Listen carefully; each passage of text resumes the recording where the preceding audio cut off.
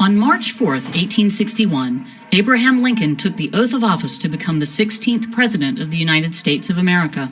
Lincoln will forever be remembered as the president who preserved the shattered union of the states between the North and the South after the U.S. Civil War. However, his legacy is much larger than just the Civil War. He also united the states from east to west. He bound the nation together through over 1,000 railroad tracks across 2,000 miles of American terrain. Lincoln believed that the Transcontinental Railroad was vital to the Union.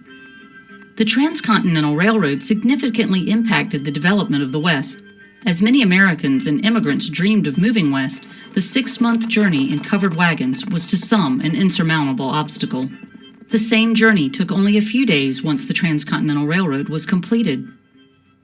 Lincoln signed the Pacific Railroad Act granting land to 2 companies.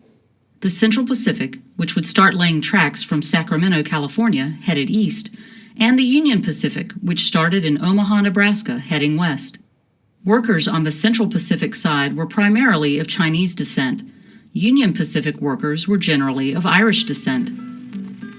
By the summer of 1867, the Union Pacific had made it to Wyoming. They had covered nearly 4 times as much ground as the Central Pacific. In June, the Central Pacific finally broke through the Sierra Nevada mountains. The 2 companies continued to race toward each other. On May 10, 1869, a crowd of railroad workers, politicians, and media watched as the final railroad spike was driven into the ground in Promontory, Utah.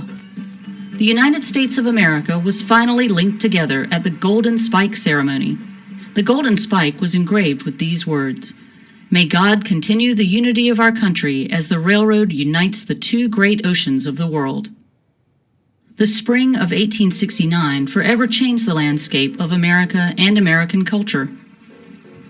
This modern marvel transformed how Americans and foreign countries viewed the nation. The Transcontinental Railroad became a symbol of America's growing industrial power. The railroad supported communities and established the national market linking manufacturing in the east with agriculture and natural resources in the west. It turned California into a major economic and political force. It strengthened the military as the government could now support outposts on the frontier. It united the nation by travel, settlement, and time.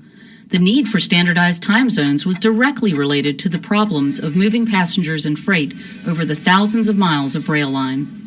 At the time of its completion, many towns in the U.S. used their own local time, which was based on high noon, or when the sun was at its highest point in the sky. This became a scheduling nightmare. Railroad timetables in major cities listed dozens of different arrival and departure times for the same train, each linked to a different local time.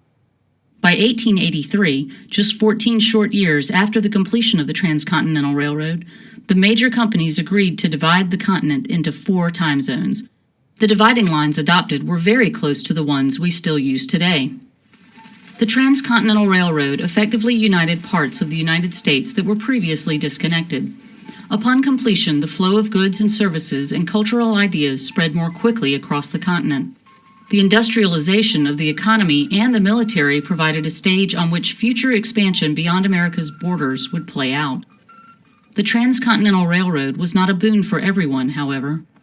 Native Americans were further pushed aside, as were the buffalo on which they depended for their existence, to create space for the rails and the settlements that would follow.